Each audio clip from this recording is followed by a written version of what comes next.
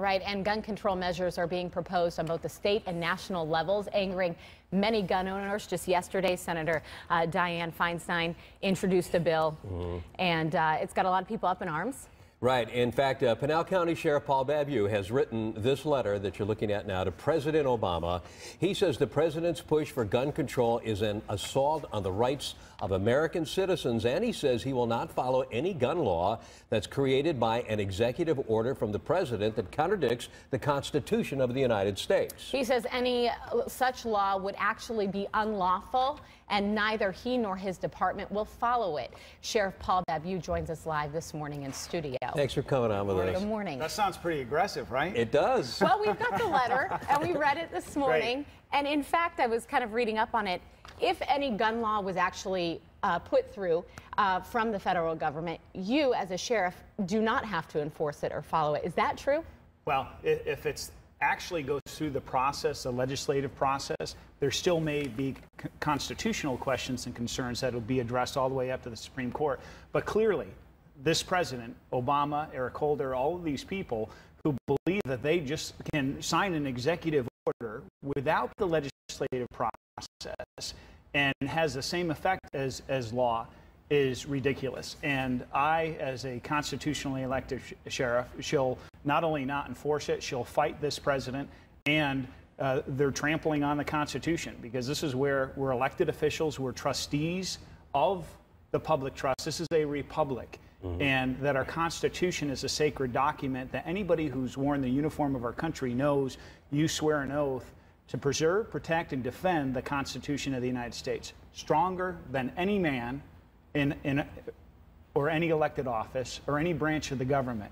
And this is what's being assaulted right now. And so at a time when everybody thinks that, oh, it's the guns or it's the semi-automatic weapons or the size and capacity of magazines, well, there are already 20,000 laws and regulations today in America. And how has that worked? The people who follow the laws are us, law-abiding citizens. Criminals get their names because they break the law. And nearly every one of these cases, including Loeffner, you have mentally ill people who are committing these acts. Why are we not talking and bringing the focus to identifying mentally ill people and suspend their rights? And I said to the president, this is a comparison that we all understand is impaired driving. Multiple times more people are killed today in America by impaired driving than any amount of people any year from weapons. And so does the president want to take cars away from people?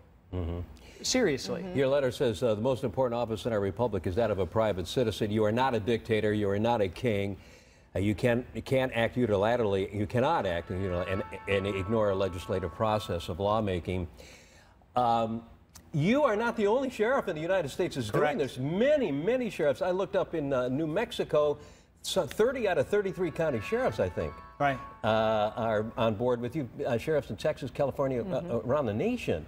So this is a serious problem. One other thing I wanted to mention, too, is Vice President Joe Biden going to Virginia today to talk about what they're doing on stricter gun laws, but nowhere was it mentioned that he's going there to talk about mental health facilities and caring of the mental health. And that's something that people are overlooking. I read that there are over 70,000 people in this country that were deemed they're mentally ill, that can be harmful to themselves or other people, and they have been deinstitutionalized and put out into society. That's what we've done from the time that I was a young man, and we saw that all across America. They were put back out in society. And look at what we in law enforcement can do. If we go 2, 3 o'clock in the morning and there's somebody who's mentally ill, what are we going to do? Seriously. And this is where oftentimes we can refer them to get an assessment. The process is broken.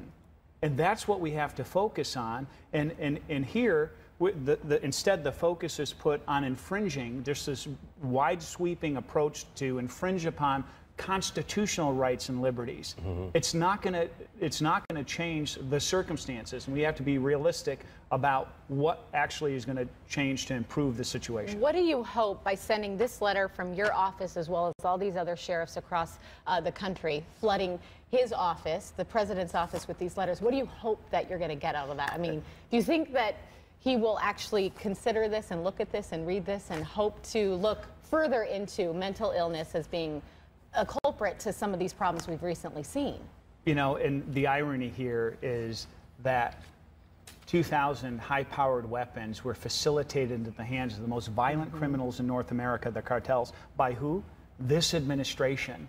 And the audacity, he keeps saying about audacity of hope and everything, the audacity of this president to do this, never to alert one of the sheriffs of Arizona. This is outrageous what's going on. What do I hope? I sent this early last week. Did the president read it? I hope he has, or his staff has. What it's going to do, you and every person watching is the most powerful person in our land. That of private citizen in a republic is sacred.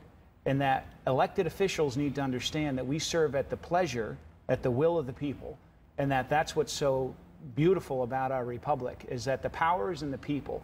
What's going to happen is that we must stop this president from acting unilaterally and thinking that he can abridge the legislative process and somehow get his agenda to become law.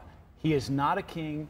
He is not a dictator. This is a republic, and he is a trustee of the power of the people, which comes in the form of the Constitution. And following up on something that Andrea asked, almost out of time, but you said you're also going to push for legislation which would make it a crime for a federal law enforcement officer to infringe upon constitutional rights of the American people. Yes. So the last I checked, in Pinell County, we arrest people for crimes.